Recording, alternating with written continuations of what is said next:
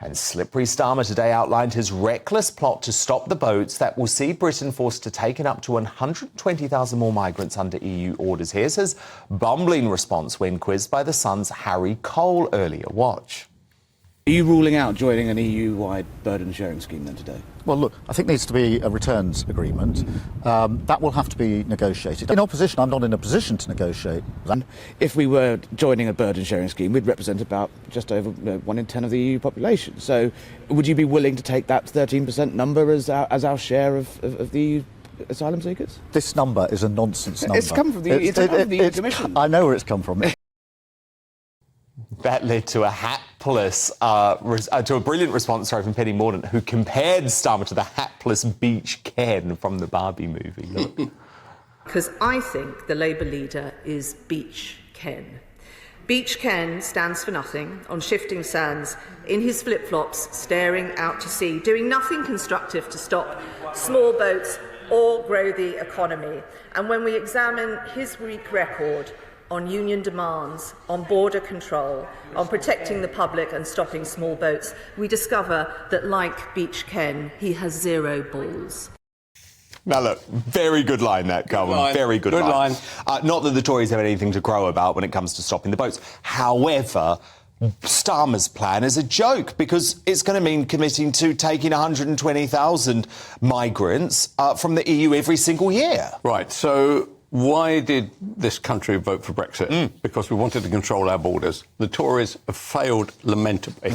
And so Starmer comes along and says, I've got a good idea. He said, why don't we just give up the whole idea of the borders? In fact, why don't we very quietly give up Brexit? Because that's the reality of this. So we're going to be part of the EU system without a vote.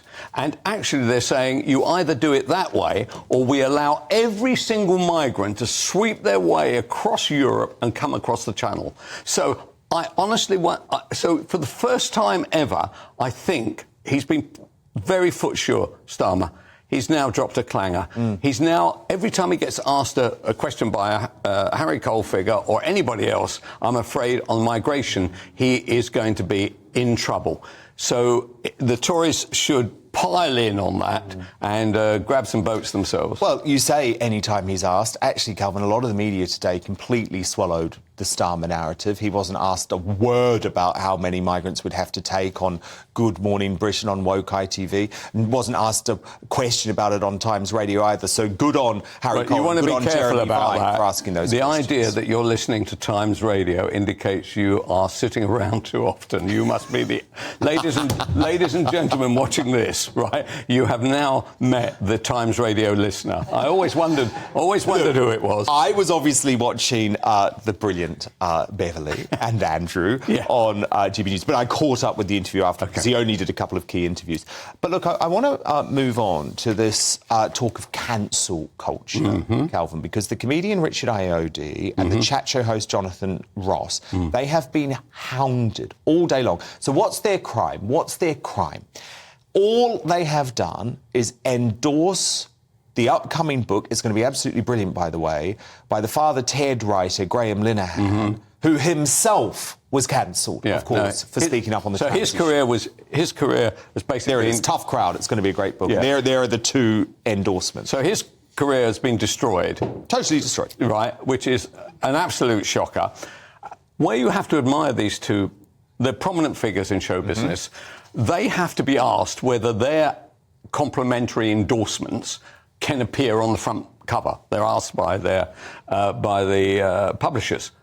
Now, they will have gone, well, I'm not sure, look what happened to this bloke's career. Is it going to happen to mine? And actually, they've gone, do you know what, to the trans activists, and I really admire them, really tip my hat to them, and let's hope that there are other brave souls in show business. I'm not betting on this. Other brave souls in show business who say, I am going to start saying what I believe, and actually I don't believe it's going to damage me commercially. That's the issue, right? I mean, you take Jonathan Ross. He's been around for a long time.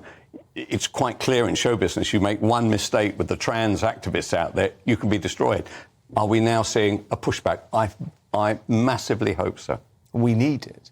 And you're right, it has to come from the names that are almost too big to be cancelled, which is why J.K. Rowling obviously was so brilliant in her very... But she stands out there alone. That's the problem with it. Now we've got 3. Wouldn't it be great, for instance, if we had other great populist figures, like any of the Strictly judges, right? Or any of the people that introduced Strictly. Or Anton Deck. Anybody who said, this is not right, it's not fair, we should stop it now. But they won't say it because their agent is saying to them, or they're saying to themselves, look, it's taken me years to get where I am today. I don't want to get involved in this. It's not whether they believe it or not. It's whether it's going to have a commercial effect on them. Well, indeed, because the only member of the music industry who I've actually seen stand up for Roisin Murphy this week, who has been disgustingly cancelled by the BBC, our public broadcaster, who we all pay for. Yeah, for expressing a view, by the way, that probably the majority of Brits agree with. But, by the way, who cares? As long as it's a legal view, she should be allowed to express it without being cancelled. And it's simply saying that puberty blockers are bad. Yes, and actually, funnily enough, when she saw the commercial reaction to her, she immediately apologised, didn't she? I mean, let's face it.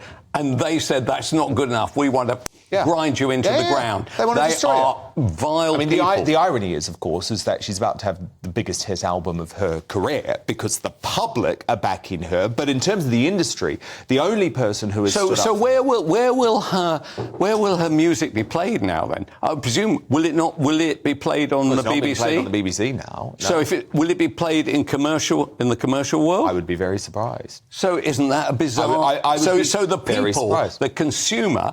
The people who pay their money, they're saying, we love this lady. But everybody who normally would react to good music or good commercial operation are saying, no, not for us. Please, don't do it. Of course, it's shocking, isn't it? Both sides of the story here on GB News. The BBC say, we will keep playing her music, but we've just cancelled our 10 hours of shows on this woman this week. But as I say, the only person who was prepared to stand up for her from the music industry, the brilliant Winston Marshall, who also found himself cancelled and effectively booted out of Mumford & Sons, the massive ban, simply for expressing a political view. However, he said lots of people in the music industry share these feelings. Well, where are they? Where are they? Grow some balls, speak up, and look, I will praise Jonathan Ross and Richard Ayoade, because it would have been very easy for them to say, sorry, Graham. Sorry, Graham. No, the easiest thing would be to say, and I've done the right thing. But how shockingly predictable that today they find themselves trending on Twitter with people calling on them to be cancelled. It's very, very depressing. But Kelvin Mackenzie, you're not cancelled here. This is uncancelled. Thank you so much.